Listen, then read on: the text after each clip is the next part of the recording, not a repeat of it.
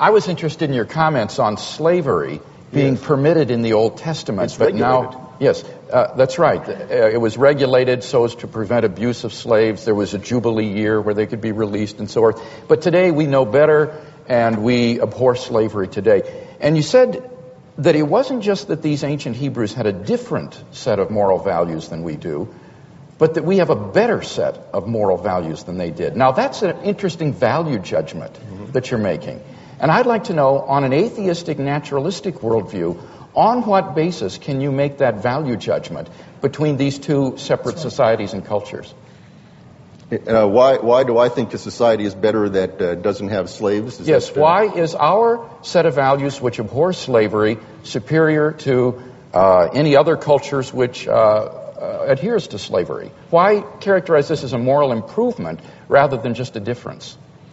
Well, it certainly is a difference, and the reason I think it's a moral improvement is that all of us have things to offer, and slavery denies large numbers of people the chance to achieve everything that they have to offer to us. And I happen to think we live in a pluralistic society, and the essence of our society is that everyone gets a chance to contribute, everyone gets the chance to throw out their ideas. But that wasn't the essence of ancient Hebrew society, right? I mean, oh, no. So why are you imposing our values on them? Oh, I'm not criticizing them for having slaves. That's their society, and that was where, but the point I'm making is that there's no place where it's written in stone, here are the moral values by which we should all live for all time. So you can't really condemn slavery on an atheistic, naturalistic worldview, can you? That's right. No, I do. But I do. I think slavery is wrong. I think it's a bad thing. But isn't that just an expression of your own socio-cultural situation that you were born in this? That's right. So it doesn't have any objective sort of validity. No, it comes from our society. Dr. Mohanty. Yeah, it seems to me that your questioning, and also Dr. Zacharias' wonderful argument he gave before, I find there are many missing links. Of course, you could develop your entire argument, just as I cannot develop my entire critique. But I think you passed on very quickly, and also implicit in your question to him, that accepting objective moral values means that you need a source of this, a lawgiver. I think I am willing, perhaps I differ from the physicist in this regard, I'm willing to accept objective moral values, but I still do not find any compelling argument that if I accept objective moral values, there must be a lawgiver.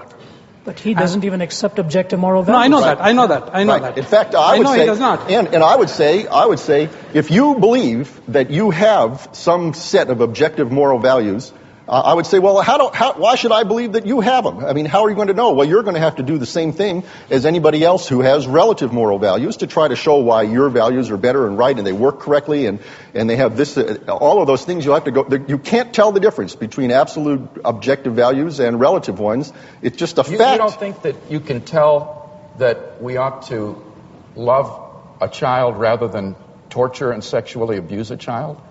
I think that's a good idea. To love a child. I think it's a good idea. It arises from our biological heritage. It's natural and normal for us. But one isn't morally different from the other? No, I think it's that they're morally different. It's bad to inflict harm. That's why I criticize God in the book of Job. He has inflicted unmerited, undeserved suffering on totally innocent people. And you think that's wrong of God? I think that's wrong of God. On what basis do you make that value judgment? I think it's bad to inflict suffering and a harm on other people. Why? What do you mean, why? Why is that wrong on a naturalistic worldview? The Nazis thought it was all right to do that to Jews. They did, and that's because morals are created by societies. And that society created a system that made those people see with such hatred. And we have many differences in moral opinions. In some Asian societies, such as in China and Japan, they're much more communitarian oriented than we are, and we're very individualistically oriented. Well, I mean, do I think that there's some place where it's written, here it is, you're supposed to be individualistic? I don't think so.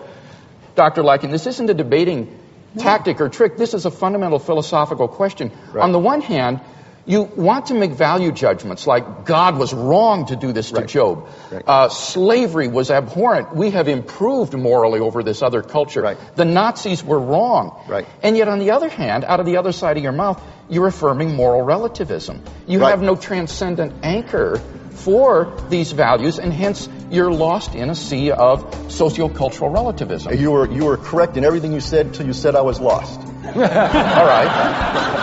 That's why we invited you. I am.